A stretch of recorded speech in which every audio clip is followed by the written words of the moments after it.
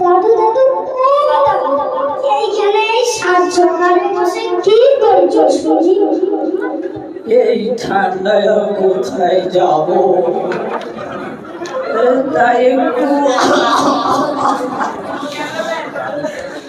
তাই একটু রোদে বসে শরীরটা গরম করছি রে ভাই।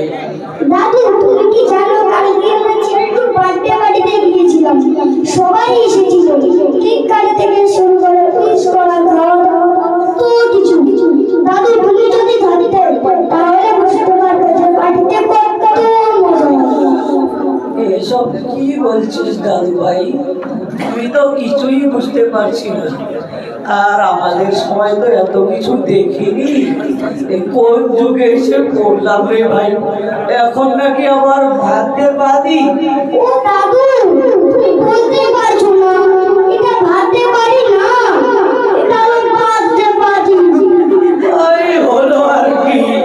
দাদু তুমি কিন্তু গত বছর ধরে আমার বার্থডে পার্টি দিতে চাইছিলে, কিন্তু দাওনি। এবারে যদি না দাও তাহলে কিন্তু আমি কারোর সাথে কথা বলবো না, আর কিছু খাবো না, আর কোথাও যাবো না, বলে দিলাম। ইস কি মহা যন্ত্রণায় পড়লাম রে ভাই। দাদু ভাই এই তুই সাত সকালে কি শুরু করবি বলতো? আচ্ছা তোর জেদের কাছে তো আর পারা যাবে না, দেখি তোর বাবাকে বলে কিছু করা যায় কিনা। এই না হলো আমার দাদু। ও দাদু তুমি কত ভালো, চলো ব্রাশ করে বাড়াই না হয়। কি এর মাথাটা খারাপ হয়ে গেল নাকি? কি আবল তাবল বলছে, কি জানি আবার বাস গান ফাটা কি বলছে এইসব। আচ্ছা দাদু ভাই চল এবার আমরা ঘরে চলো দাদু।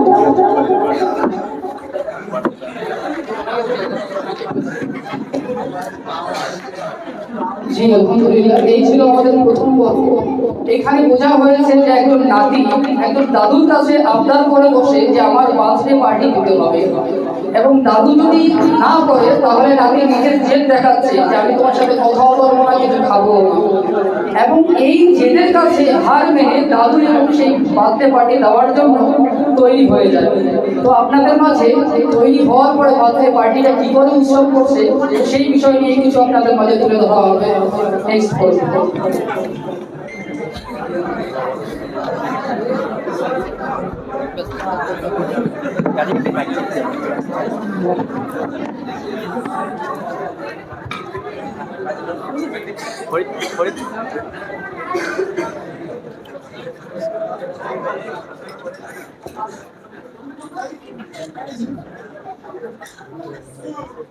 ড্যাডি ড্যাডি আজকে আমার সমস্ত বন্ধুরা আসবে, তারা উইশ করবে, কত মজা হবে তাই না?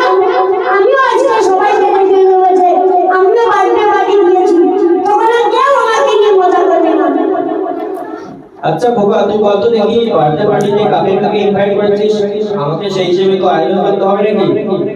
বেশি কাউকে না ড্যাডি, যেহেতু সব বন্ধুরা 7 জন আর ইনামিনা টিমের সব বন্ধুরা 10 জন, মোট 16 জন। খোকা ঠিক আছে, তাহলে এখন একটু বাজারে দিকে যাই, আর আমাকে সেই হিসেবে আয়োজন করতে হবে। তবে ড্যাডি আমু কিন্তু বলেছিল আসার সময় ইমাম সাহেবকে দাওয়াত করতে, পার্টি শেষে মিলাদ করিয়ে দোয়া করে নেবেন। আরে বাহ, এটা তো খুব ভালো কথা।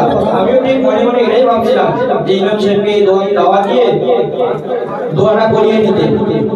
তবে ইমাম সাহেবকে তো জন্মদিনের কথা বলে আসবে না, তবে ইমাম সাহেবকে এমনি দাওয়াত করবো, ইমাম সাহেব এসে দোয়াটা করিয়ে দিবে। ঠিক আছে তাহলে খোকা আসি। ঠিক আছে ড্যাডি, আল্লাহ হাফেজ।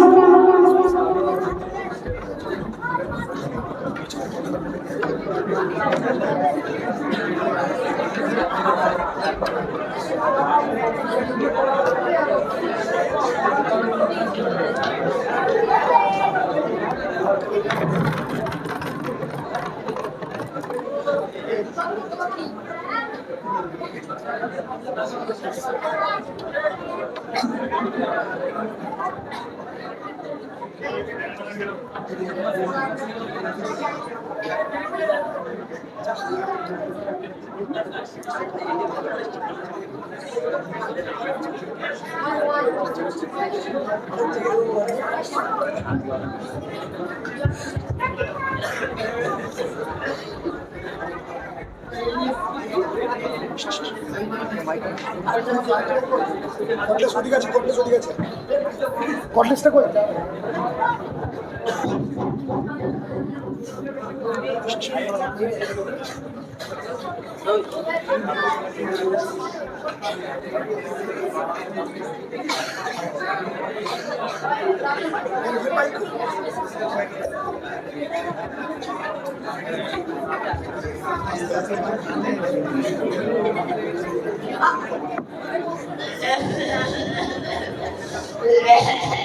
দাদু তুমি এসেছো? আরে কোথায় তোদের চেঁচামেচিতে তো কানের 12টা বেজে যাচ্ছিল, কানের পর্দা ফেটে অস্থায়ী হয়ে গেল, তাই চলে এলাম আর কি। দাদু তুমি বাদ দাও তো সব, আসো আমরা কেক কাটি। আচ্ছা দাদু ভাই, একটা কথা বলতো, এই কেক যখন কেটেই খেতে হবে, তাহলে এত বড় কেকটা আনার কি দরকার ছিল? 5 টাকা তুমি কেক এনে সবার হাতে দিয়ে দিলেই তো হতো। ও দাদু তুমি কিছুই জানো না, এটাকে সেলিব্রেট বলে, বুঝলে? তুমি আর একটা কথা বলো না তো, তুমি চুপ করে আমার পাশে দাঁড়িয়ে থাকো তো।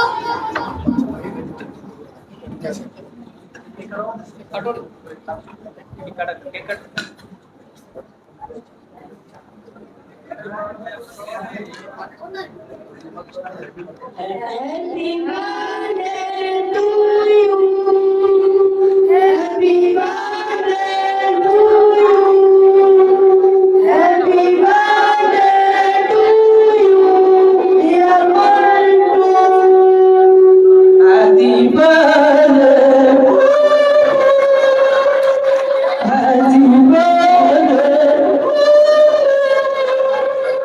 ও দাদু তুমি কি বলছো এসব?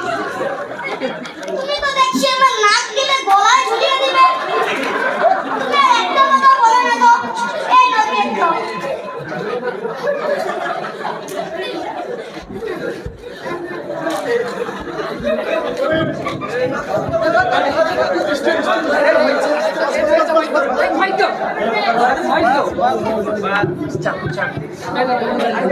কেকটা খাবো, সাপ কেকটা নিল, কেকগুলো নিল।